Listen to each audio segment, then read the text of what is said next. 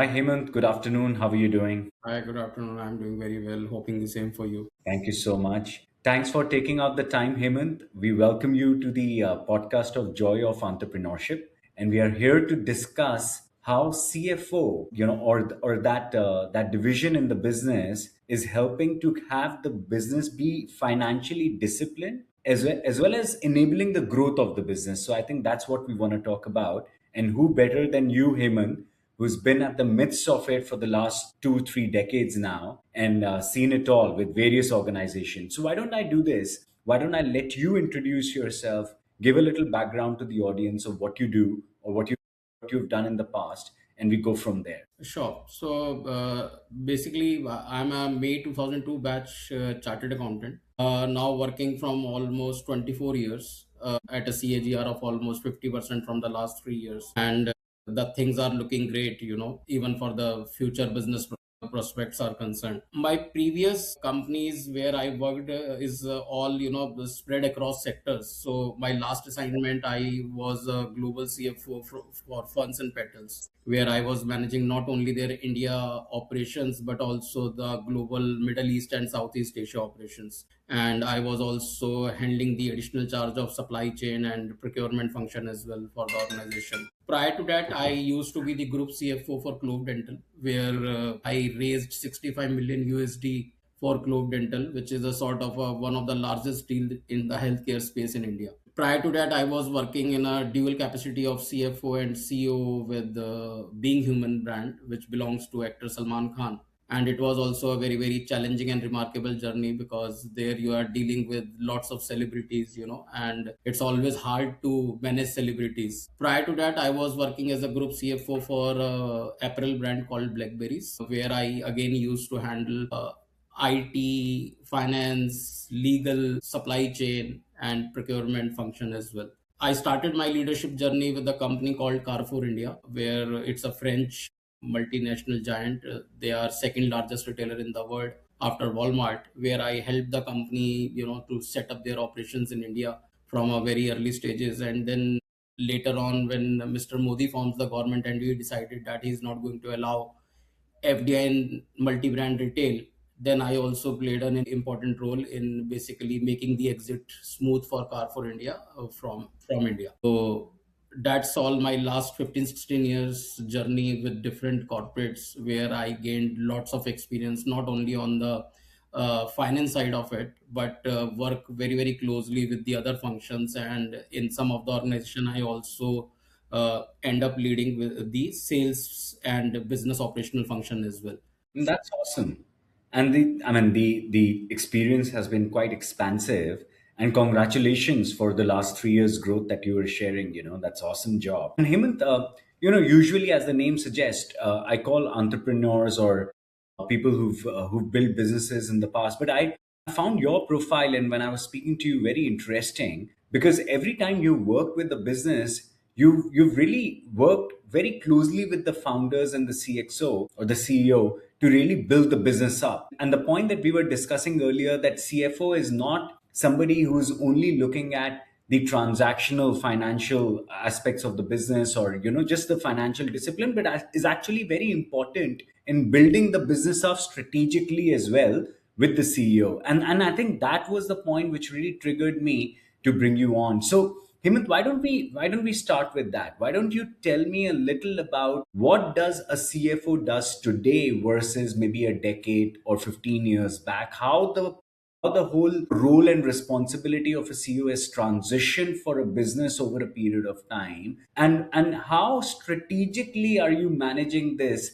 with the other stakeholders in the business? Yeah. So to be very honest, the 5, 7 years back, CFOs were seen more as an accountants or a controllers, who are basically providing inputs basis the data to the different stakeholders in the company. Hmm. Which I always say that this is a sort of a postmortem, So finance is one function which can lead it from the front. So they can play an active role in the starting up a new business channel for the company, starting up any new business for the company, entering into any new geography, because that is where the CEO needs CFO the most. So they are basically managing the They try to help them balancing the risk aspect, whenever you are going to enter into any new business, or you are doing any new activity in the organization for the growth of the business. So that is where you are the person who is giving the confidence to the CEO that yes, it is workable or not workable, and to such the company is in a condition to take those risks. So prior to that, CFOs were only presenting the information, which comes at for some of the organization, it is the quarterly presentation. For some of the organization, it was the monthly presentation of results. But these days, CFOs are, basically involved. So CFO role is not being conserving or reducing the costs anymore. They can contribute in the growth of a business in a sustainable way.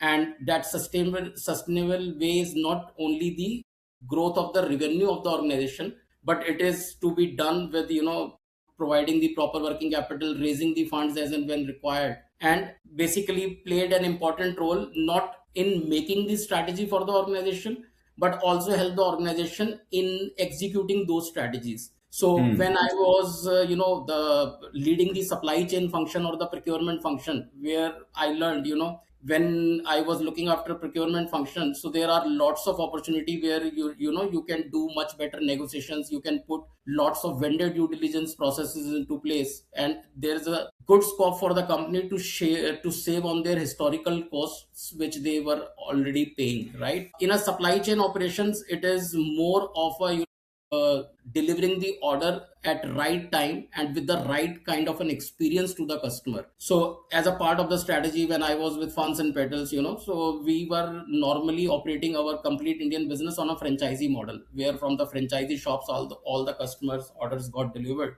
Then I came up with the idea of a dark store model, where you can, instead of a franchisee store, you can serve your orders directly to the consumer. And this will help us to bring lots of uniformity in the quality, lots of efficiency in delivering that order early to the consumer. And even in terms of, the customer satisfaction, it moves. When we were dealing with the franchisee stores, it was 40 to 45 days, and 40 to 45 was our net promoter score, right? And then when we started to serve the orders from our own dark stores, the net promoter score, the customer satisfaction rose to 70 points, right? So CFO's role has evolved over a period of time.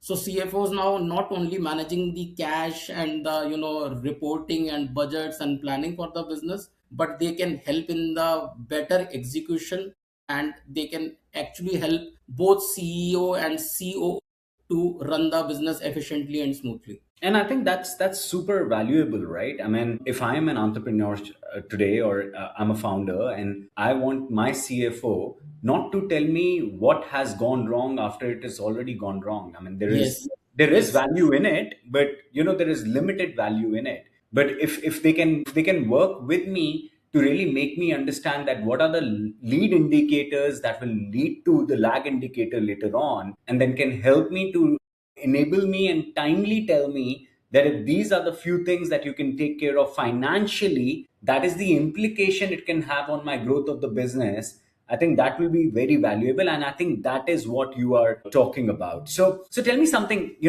One thing that I've noticed is that intrinsically founders or CEOs are risk takers, because, and of course, they have to take calculated risk, but if they don't take the risk, becomes very, very marginal or very difficult to come. And intrinsically, I have seen CFOs, or for the lack of better words, accountants, being risk averse. So how do these two kind of personalities work together? And I just wanted to understand, how has been your experience to work with taking risk, managing risk with the founders, and what are the steps that has helped you in through this journey, not even salvaging the growth aspect of the business, but while being risk averse? So you need to show the value not only to the CEO but to the other stakeholders as well, because uh, originally finance is always being seen as a function who is always going to becomes a roadblock for every function. Whenever they plan to open any, let's say, new store, they plan to launch any new SKUs into the market,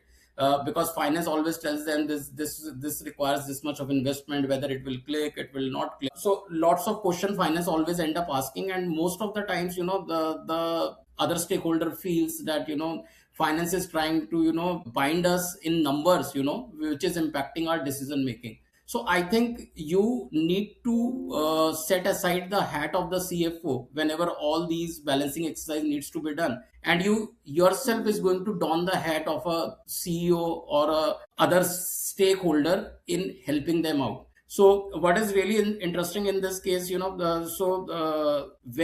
whenever any growth idea is being discussed, the difference between, if CFO is on your side of it, you always took that decision with some proper processes put into place, and you have done all those risk analysis before you actually get into that territory. But if that is being set aside, and CFO is not able to put those balance metrics for the other stakeholders, we can proceed ahead, but later on, because of the lack of processes, or we have taken that decision in a very very quick way without thinking about the pros and cons of that decision, so it is going to haunt you later. So just to give you certain of the examples, so in some of the cases, you end up building over inventory in case of new launch of SKUs. You end up playing with the experience of the customer if you are trying to put some sort of a cost reduction measures in the supply chain channel, which may impact the experience of the consumer.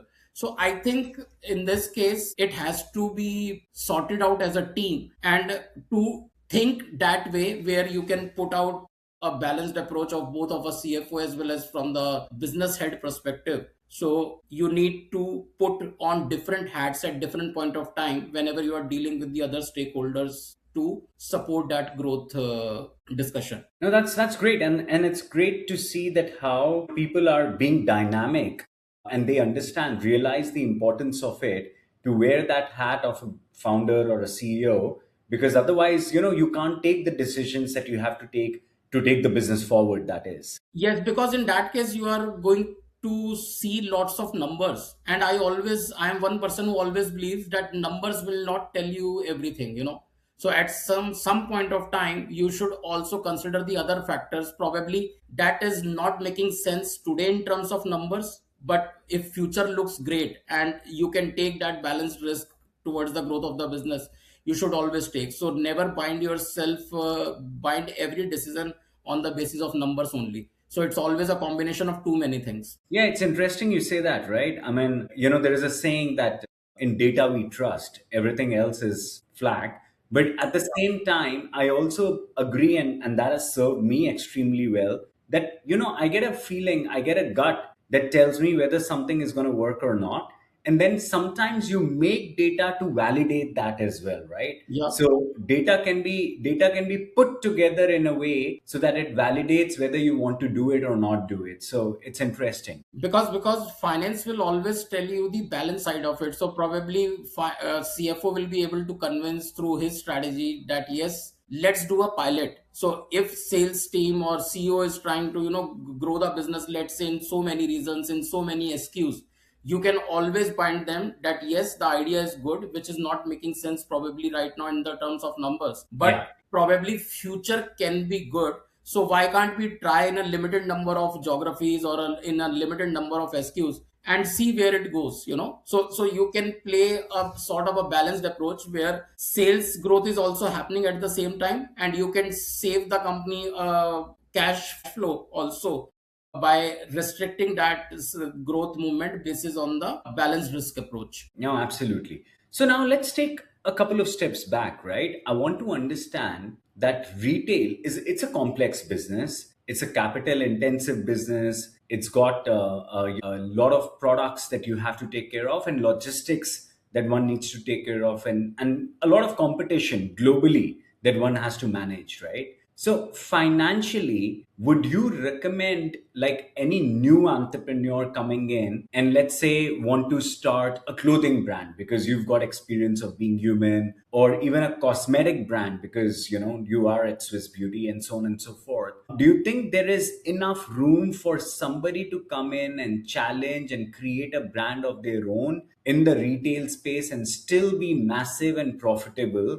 or you think it's going to be very difficult moving forward? What is your take on? So I think in today's scenario, it is not. So answer will be both ways, right? So first of all, it is not being difficult, but you need to separate yourself from the crowd. So you cannot be just one other brand who are basically, selling on Myntra and Flipkarts and Amazons of this world, right? There are so many private label brands which are there. But yes, if at the same time you're able to create something unique, probably let's say for an apparel brand, if you are able to create some sort of a different fabric, some sort of a different fit, so these days, if you have heard about that, people are trying to cover the sizes of 2x, 4x, 6x, so they are trying to resolve the problem of a very very bulky people also at the same time. so Yeah. obviously so obviously that sort of an idea is going to work, because obviously most of Indian population is towards the bulkier side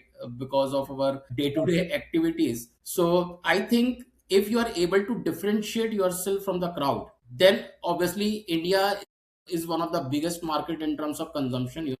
There are lots of opportunities available. You have to be very cautious about your cash flows in starting any that sort of a business, because retail is one business which requires lots of cash outflows, not only on the marketing side of it to build up the brand, but other operational expenses as well, in terms of your management of the warehouse, delivery of that order to the consumer if you are an online brand, and if you try to create a offline channel as well, that is also going to be a very very expensive thing. So I can say that it may and it may not work, also depends on what sort of a differentiation you are going to bring it on the table, which is going to differentiate your brand from the crowd. Else it is very difficult to work in today's time. You can create a brand, but obviously for that you need lots of capital to build up that brand.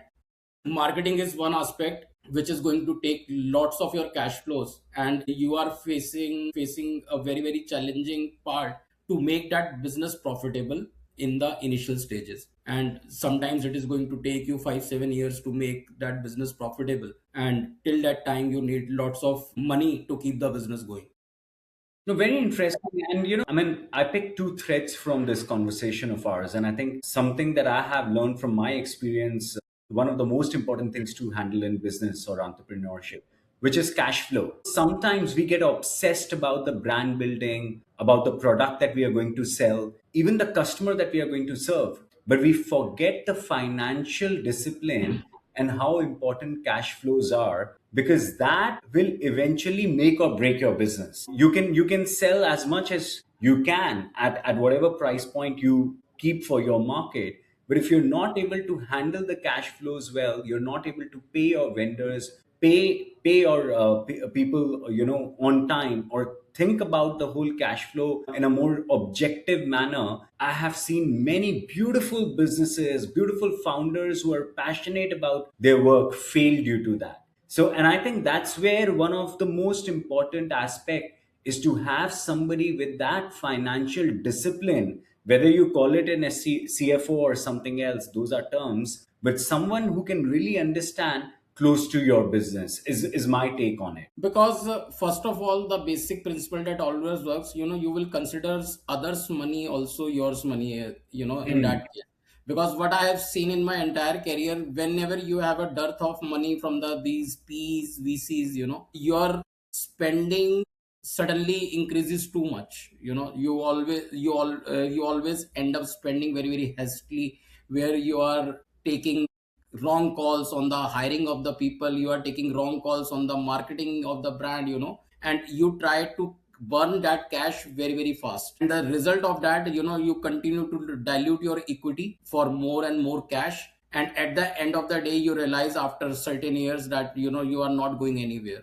So I think even though you are able to get that cash either from a PVC, or you get it from a banks and financial institution as well, but always use your cash wisely. One is, so the mantra that always works, where the cash is going, how it is going, and at the end of the day whether it is creating any value to you or not. So if these three things they keep in mind, they are able to take their decision making very very efficiently, and able to conserve cash for the business. Otherwise, the cash flow is something which is very suddenly become negative if you are going to take lots of haste calls on this. Yeah, but Hemant, tell me, there is also a flip side of this, right? I mean, there is a concept of blitz scaling, which says that you get one chance and you got to go really fast and really scale your business in the least amount of time that you can. And then the second aspect to it is, of course, what you were saying, that be mindful of your spend. Don't burn yourself out, because then you're not giving a chance to you yourself or your business to flourish over the period of time. The compounding does not even come, because there is not much time given to the business for it to flourish. Now, from these two aspects, I mean, one can choose which one that they want to. Which one do you think is, the from your experience, which you suggest founders and entrepreneurs to go with in today's period of time? Like, which one is your suggestion? I think, which is going to the growth which is going to create a sustainable value for you in the long run. You should always target that kind of a growth. There is no point, increasing the revenue by, burning lots of cash in the bottom line. So it is not going to work. It is going to fall flat after a certain period of time, because then growth looks absolutely, on the takes you on the back foot, that if you are not able to deliver the bottom line. I think over a period of time, you always question yourself that wherever I am spending this money, what sort of an ROI it is creating for me. So either for any marketing decision, either for any hiring decision that you are taking, what sort of a sustainable value it is going to deliver to you in the long run. So I think if you can keep that in mind, you are able to grow your business in a very, very sustainable manner. Otherwise, you are able to do the sales but never going to make the company profitable by taking those decisions to grow very, very fast, because it may lead to overspending on inventories, getting your money stuck with the debtors, and all those things, because of going too fast, will fall flat at the end of the day. Yeah, yeah, and many of us have seen that. Yeah. Experience it ourselves, or know people who've gone through this. So yeah, absolutely. So Heyman, I want to shift gear and I want to talk about technology a little, right? And not just in retail, we understand what all is happening in retail with the technology, but what I want to double click is in technology with the CFO as a stakeholder, right? Where do you see technology is actually being used, with the discipline of finance, with being CFO of the office, and how much of a role AI is playing today versus what is it going to play in the future? Do you think in the future maybe a business doesn't even need that, division, and can manage it with the use of AI? A smart founder or a CEO can manage this with the use of AI without this division at all, or without this place in the position, or without this position at all in the company. What is your take on this? So I think technology is something which which keeps on growing on day-to-day basis, right? And AI is the latest addition to it. Technology, as far as finance is concerned, I believe that with now this AI is coming, and it is going to take away at least the transactional jobs, not only from finance but from all the other functions. Yeah. Technology right now is giving you the advantage to make the decision making quicker and faster, because you get lots of insights on live basis.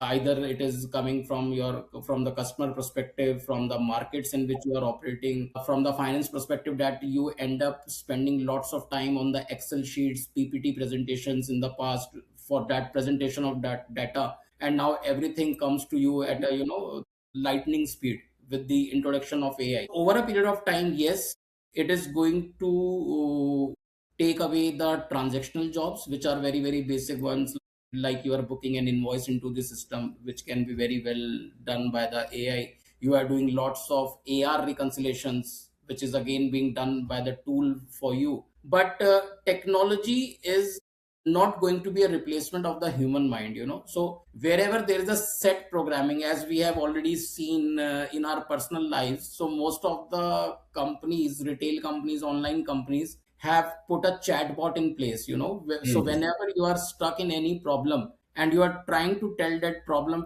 to that chatbot, what sort of an answers we get, sometimes very, very funny answer from that Yeah. chatbot. and you are not able to resolve the problem of the customer, right? Hmm. So I think technology is a welcome addition. It should be used to ease out your day to day working, but technology is never going to replace the human mind. So I think wherever human mind is required to do those strategies, so technology is all about whatever you are inputting in terms of different logics into the tool, the output is coming like that only. So in terms of any different problem arise from the set pattern which you have already put into the tool, then obviously again human minds are required, so somewhere it is going to be a balanced approach. But yes, the number of manpower which is required to perform the jobs in any function is going to be reduced in the near future, and it is certainly definitely going to take away the basic jobs from every organization. But again, it depends what sort of a value addition the human is going to bring it on the table. So there is a good competition right now going on between a human mind and an AI tool. So, but as per my personal opinion, at some point of time, the differentiation is going to come in, and the technology work is going to be done by the technology, and human work is going to be done by the human only, in which requires more complex problems to be solved. So technology is a welcome addition, but it will go hand in hand with the human mind. Yeah, very well put. And I think we'll know, right? In next 3 years, we can come back to this conversation and we'll know much more. So last question that I want to talk about, Hemant, is with your experience, you've seen it all with many different businesses. What is stopping you to become an entrepreneur yourself? And is there even an intent or and sometimes people don't want to be, and that's absolutely fine. But knowing you and knowing your mindset and knowing how much of a intrinsic value that you bring in the business for the role that you play, what is stopping you? Do you ever want to become? If yes, what kind of business would you want to be in, and when would that happen? So, to be very honest with you, I am one person who is always full of ideas, because spending myself 15, 16 years closely with the business, I get to know each and every aspect, how to manage the business, efficiently, effectively. I know about working capital cycles. I know about, how the funds are to be managed, how the funds are to be raised. But, I think right now my risk taking capacity is not reached up to that level. So, my son is studying right now, and he's in his final years of higher education. Yes, it is always on my mind to become an entrepreneur one day and have lots of ideas. So I'm always going to create a company which is going to be asset light. I'm going to create a technological company or AI company only, not going for a retail or for a capital intensive company. But I think it still have 2 to 3 years left, where once I am relieved from my personal responsibilities, I will definitely go for that entrepreneur role, because that is something which I always want to do. And now with all that experience which I have gathered over a period of time, obviously I would like to put on those efforts to my own company rather than continue to work till the end of Absolutely. my professional career. And Yeah. we wish you the best, and happy to help in whatever way we can. So we wish you the best. But thank you, Hemant. Thanks for your time. I think there was a lot of, great stuff that we spoke about, and I'm sure the audience will get something really useful out of this. So, Hemant, any parting thoughts before we end today's podcast? Just one question I have, so where do you get this idea of joy of performance? So I think this is something which is a very, very unique name that you have created, joy of performance, and really love this name for a podcast. Yeah. So the podcast now is called Joy of Entrepreneurship because that is what I want to talk more about in the future. Yeah. But Joy of Performance or Joy of Performing is the business that I handle, one of the businesses that we take care of, which is in the performance management side of the business. And Okay. it's not just human performance, but it is business performance, people performance, and sales performance. And what we stand for is that, if you're able to get the common vision for the business and have that strategy be built which is transparent, objective, tangible, cascade it down to various of your business functions, departments, stakeholders, and align them to really create that momentum of growth, things can be possible. Now, of course, it's easier said than done. There are many moving parts in a business, many different functions which kind of do the cause and effect in the business. And that is where, in this complexity, is where job can really help and create that momentum, create that difference, which helps you to grow the business and reach your business goals that you need. And that is what we do at job. Really interesting. Looking forward to know more on this. Absolutely. It would be our pleasure. But thank you, Hemant. Thanks for your time. And we shall be in touch.